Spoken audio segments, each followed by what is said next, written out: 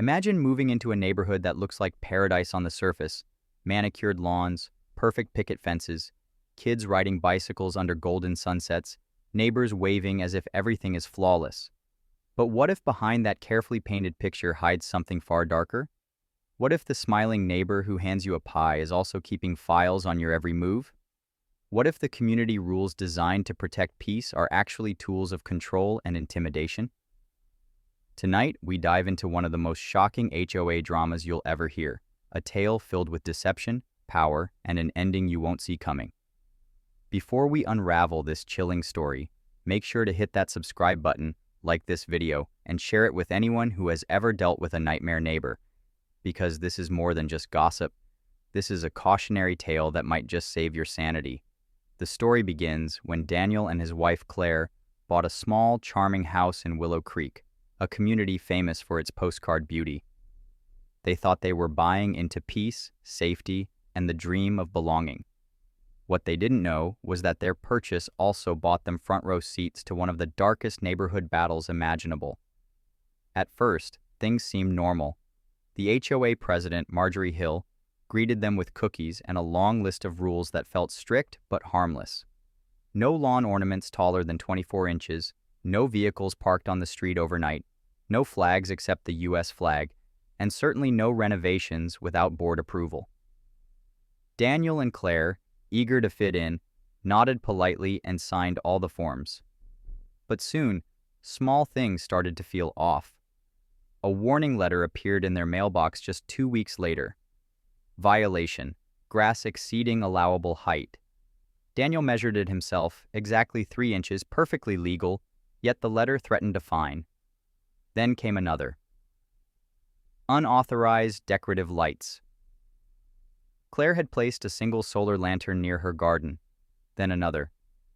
Improper trash placement, even though their bins were aligned just like everyone else's. The pattern was clear: they were being targeted. At first, they thought it was coincidence, until they noticed something strange. Marjorie always seemed to be watching. From her porch, from her car slowly rolling past at night, even from the corner of the grocery store where she'd appear without reason. It felt less like neighborhood oversight and more like surveillance. Claire joked about hidden cameras, until one evening Daniel found a small device attached to a tree near their backyard, a camera disguised as a birdhouse pointed directly at their windows. His stomach dropped. That night he confronted Marjorie at a community meeting. Her response was chilling. With a smile that never touched her eyes, she leaned in and whispered, "We know what goes on behind closed doors, Mr. Turner. The rules are here to protect the community, and those who don't belong don't stay long." He left shaken, unsure if she was threatening him or just playing mind games. But things escalated. The fines multiplied, the letters became more aggressive, and soon anonymous complaints started piling up. Excessive noise at night, even though Daniel and Claire had been out of town. Suspicious visitors, though the so-called visitors were Claire's sister dropping by for coffee. The final straw came when Daniel's car tires were slashed in his driveway, a red slip from the HOA shoved under his wiper with the words, "Non-compliance has consequences." That was no longer a rule violation. That was war. Daniel began digging into Marjorie's past, and what he discovered turned a petty neighborhood dispute into a thriller straight out of a crime novel.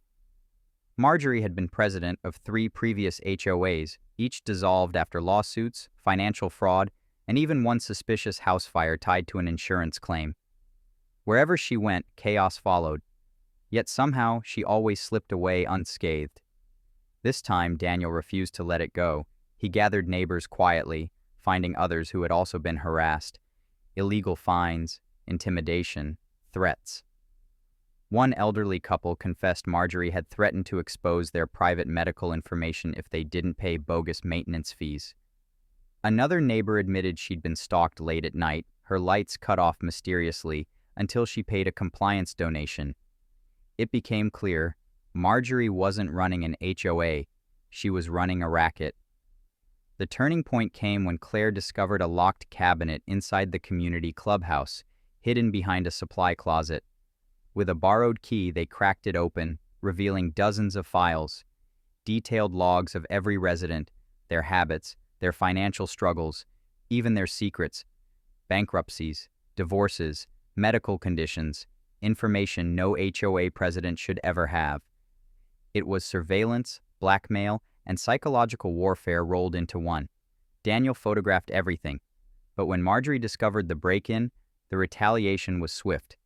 A notice arrived that their property would be foreclosed for unpaid dues, even though they had receipts proving otherwise.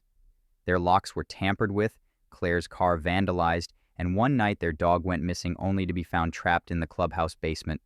It was no longer just harassment, it was criminal. Daniel realized the only way to win was to turn the community against her, just as she had turned them against each other. At the next HOA meeting, held in the gymnasium of the local school, Daniel walked in with a projector, a thick folder of documents, and shaking hands. Dozens of neighbors filled the bleachers, curious about the drama. Marjorie sat at the front, perfectly composed, her lawyer by her side. Daniel took a deep breath and began projecting the files. At first the room was silent, then gasps spread like wildfire. Page after page revealed the truth. Fraudulent charges, fabricated violations, personal secrets collected like weapons. The crowd turned, eyes burning into Marjorie as the facade of control shattered. "This," Daniel said, holding up the eviction notice Marjorie had served him, "isn't about community standards. This is about power, control, and fear, and I refuse to let one woman terrorize an entire neighborhood." The gymnasium erupted, shouts of anger, neighbors demanding answers, the lawyer fumbling to spin excuses. Marjorie's mask slipped. Red-faced, she stood and screamed, "You're all ungrateful. Without me, this place would fall apart. You need me." But no one believed her anymore. Sheriff's deputies, already alerted by Daniel's evidence, stepped forward and escorted her out to a chorus of boos and relieved applause. The nightmare was finally over, or so they thought. Months later, after Marjorie's arrest and the dismantling of her fraudulent HOA empire, Daniel began receiving anonymous letters again.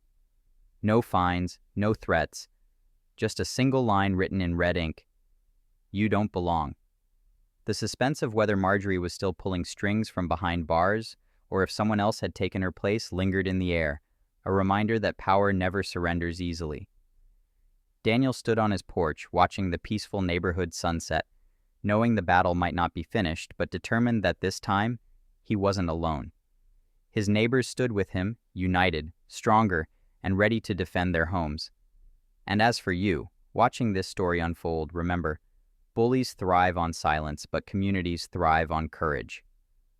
If you've ever faced an HOA nightmare, share your experience in the comments. And if you found yourself holding your breath during this tale of corruption, suspense, and poetic justice, smash that subscribe button like this video and turn on the notification bell for more HOA stories where tyrants meet their downfall and neighbors rise together.